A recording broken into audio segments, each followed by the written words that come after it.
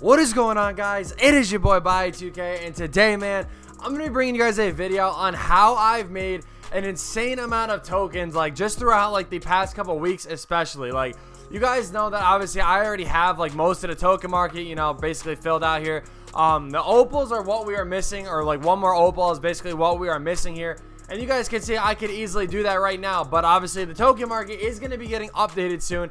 And that's why I'm bringing you guys this video, because I really want you guys to be able to make as many tokens as possible, so you guys are able to get, you know, pink diamonds, good opals, good pink diamonds when they come out. Same thing with diamonds. There might even be a good diamond player that drops. I honestly don't know. And even if you're like a budget baller, there could be a really good like amethyst card that gets dropped. I have no idea, but all I know is that it's hopefully gonna happen soon. So like I said, that's why I want to make sure I bring you guys this video. So I'm gonna be showing you guys a couple methods here and explaining what I think is the best method to do. So if you guys do enjoy this video, and if you do find it helpful, do me a favor and hit that like button. Would be greatly appreciated. If you guys are new to the channel, be sure to subscribe. And with that being said, let's hop right into it. First thing that you guys really want to be paying attention to is you guys can see right here the today in my team like agenda sort of thing, or not agenda, I guess just like the whatever it's called, like the today's challenge thing. You guys see what I'm talking about here. You guys want to be paying attention to these sort of events, and obviously, you know, it has to be in between those times. But you know, the vault and single player triple threat, everybody that plays this knows this. The thing you'll get 9 times out of 10 that the vault will open is 1 token.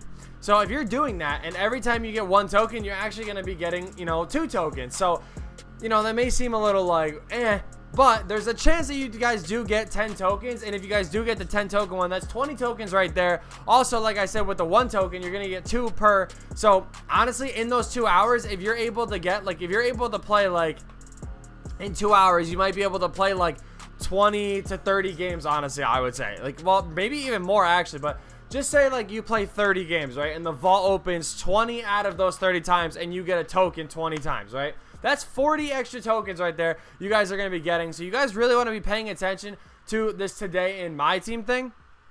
Now, what I'm going to show you guys next is actually in the agenda thing. Now, everybody has this. This isn't like a, you know, a specific thing for one person.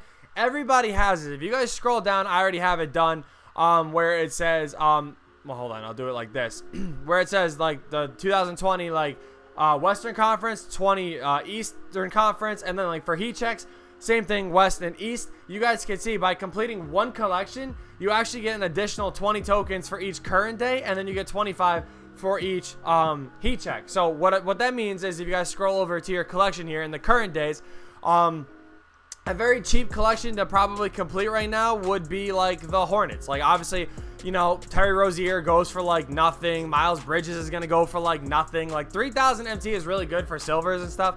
There might be teams that are a little bit cheaper, but when you guys see, like, when you guys complete a team, you will be getting 20 tokens. And then with those 20 tokens, you're also going to be getting another 20 for completing like the very first one from the East and the very first one from the West. So honestly, from the West, I do recommend doing the Grizzlies. This is, I mean, literally, I said Grizzlies as I'm on the Kings. But I do recommend doing the Kings. They're a very cheap collection as well. There's some other ones that are relatively cheap, like the Trailblazers are really cheap. I know the Pelicans are really cheap. I'm trying to just think of some other teams, like the Nuggets, not so much. The Thunder is definitely not. But yeah, there are definitely like cheap, you know, teams that you guys can do. The Jazz might even be like for the most part, pretty cheap. But yeah, again, you guys get 20 extra tokens for each side, and then same thing with the heat checks. Obviously one's for the East and then one's for the West. You guys do get 25 extra tokens, as well as 25 tokens for locking in. So right here, that is 200 tokens that you guys are going to be getting already. Like, you're going to get 50 for the East, or no, not 200, my bad. You're going to get 50 for the West, 50 for the East, and then when you go up to the currents, you're going to get 40 and 40. So you get 180, not 200, but that's still a really good amount of tokens. Now, I don't want to talk about collections a lot, because I know a lot of you guys don't have a lot of MT to burn through collections, which is completely fine. I do recommend locking in 1 of each, but outside of that, you know, don't lock them in. Don't waste your MT like that. But triple threat offline, if you guys don't have this grinded through and you guys are like, oh, bio, you know, is it worth it? How many tokens does it get? I'm going to let you guys know this right now. Dominique Wilkins is kind of outdated. I mean, I still use him. He's on my team. I just don't really like play with him. Like, when I say I use him, he's like in the 3rd string sort of thing. But in Triple Threat offline, somebody did the math, and you actually get 1,000 tokens for this. So grinding through Triple Threat offline is definitely worth it. It's very time consuming, but if you guys take like, you know, like I said, you take like an hour out of your day and you just do, you know, 20 games. If you just do 20 games at a time, it'll take a little bit longer, but you'll get there eventually. Me personally, once I started this grind, I did 100 per day. But this is also my job, so I get people don't have like a lot of time to do that. But yeah, you get 1,000 tokens in total, and then if you guys go over to Domination here, a combination of all three of these, you're gonna get 663 tokens. I made a video about it previously in the year, and again, it's going to be pretty time consuming, but you get a lot of tokens just from grinding through all the different modes. You guys really want to make sure that you guys are taking the time to do that. The players aren't worth it. They weren't even really worth it in the beginning of the year. Like Dominique was, obviously, and like Ibaka was. But like, yeah, definitely make sure that you guys are grinding through. Somebody asked me if I thought weekly challenges were a good source of tokens. They are. I mean, if you guys take a look, you can scroll all the way over. There's 19 weekly challenges. So what? That's 114 tokens if you complete all of these. I probably should complete all these. I'm just very lazy and don't. So that's on me. But yeah, this is definitely, especially if you're like a budget baller, this is definitely pretty good for you guys to go through, complete. Always pay attention to moment challenges as well. Sometimes there's one for tokens. And then another challenge that you guys can be doing are these multiplayer challenges that give you 6 per win. The only reason why I don't really like these or do these or even recommend them for the most part is because if somebody quits, it doesn't give you your tokens, so it's kind of a waste of time. I know another thing people have been asking me is if I do think unlimited is a very good way to grind tokens. Now, if you're toxic as hell and you can force people to quit in the first minute of the game, honestly, go for it, man. Get these 12 wins as much as you can. But outside of that, like if you're, you know, if people aren't quitting and stuff, it's not really worth your time. Because each unlimited game, when you play all the way through, lasts anywhere between like 30 to 40 minutes. So that's a long time to go through 12 games. And it's like if you lose, you're not really going anywhere. Like realistically, actually, you only have to go 11-0, which is good. Man, it's definitely not worth going through all these. In my opinion, this is where, like I was going to say, my opinion, the best source of making tokens is Triple Threat Online. Now, online, obviously, you're going to be going up against toxic people. There's been a lot of delay and stuff like that. So in this video, like right now, I'm going to show you guys, you know, how I play. If you guys, you know, want to actually see a lot of games that I've been playing, I just did 2 live streams the past 2 days on YouTube. So you guys can go back and watch those. The first live stream, I didn't lose a single game. Last night, I lost like 3 just because it was really laggy. Like I said, there's not much you could do with delay. But yesterday or Monday, when I got my account unbanned, I had 1,000 tokens on the dot. So in 3 days, I haven't played anything today. So Monday, Tuesday, Wednesday, in 3 days of me playing, I've almost made 300 tokens. So it's all about just grinding out these game modes and playing. And yeah, so I'm going to show you guys, you know, how I play through Triple Threat and how I really, you know, don't lose.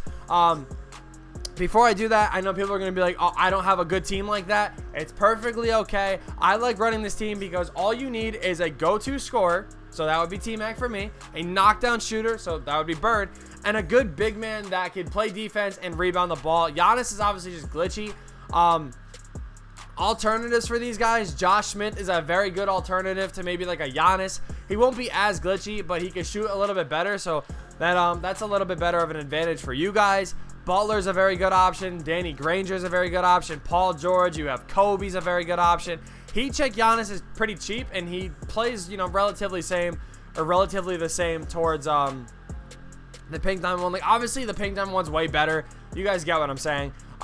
Moncrief is a very good budget one. You can use Brandon Roy if you have this Dion Waiters. A lot of good, you know, different budget cards. The new Chris Paul that came out is a very solid option. There's just a lot of good guys you can use.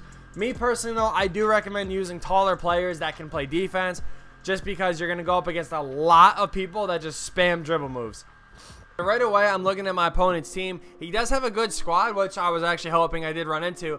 But the biggest thing about his team is he does have Harden. Now, Harden is very cheesy on the offensive end. So as long as I can stop his Harden from hitting threes, I'll be chilling. You guys can see that pass and screen away thing is very crucial because you know what? It frees up a lot of space. We're going to miss that shot right there with Giannis. You know, it always just turns your meter on. There's nothing you can really do about that. On the defensive end, though, you kind of have to play off ball. You really just want to be in these passing lanes and bait passes and stuff like that. That's good defense from T-Mac right there. Let's go. We're going to probably go all the way with this. Hop step it. Get him up in the air. All right, we're not going to get anything out of this, so you know what? We're going to do this. Get a little glitchy animation. Birds wide open. Easy greens. I'll take that. Back on the defensive end again, though, just so you guys can, like, see what I'm doing again. A lot of the times what I'll do is send this double team, because what that does is bait that pass right there. That was a terrible pass. He threw it right to me, basically.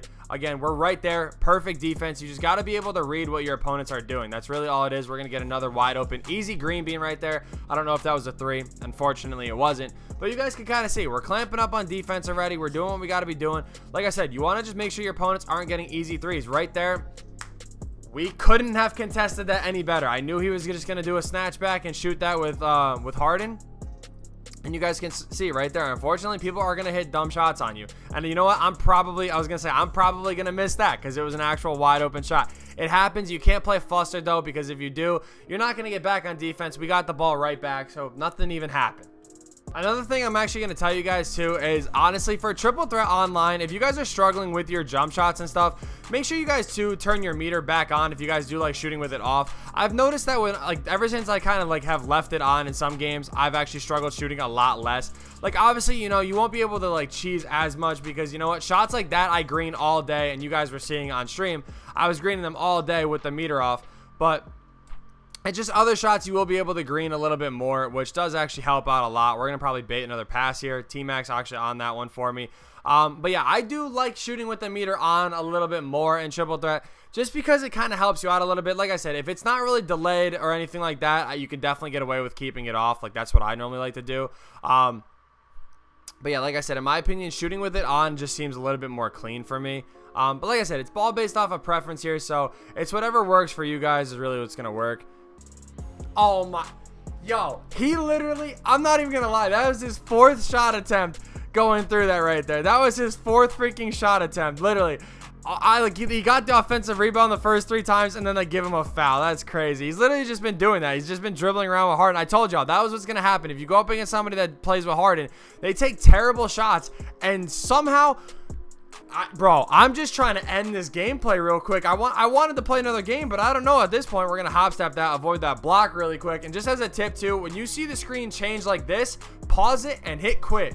It'll give you the win still, and you don't got to sit through like the little MT screen and stuff like that. So yeah, normally the games go by pretty quick as long as you keep like a, you know, a consistent little like vibe going. You're knocking down your greens, you're playing good defense.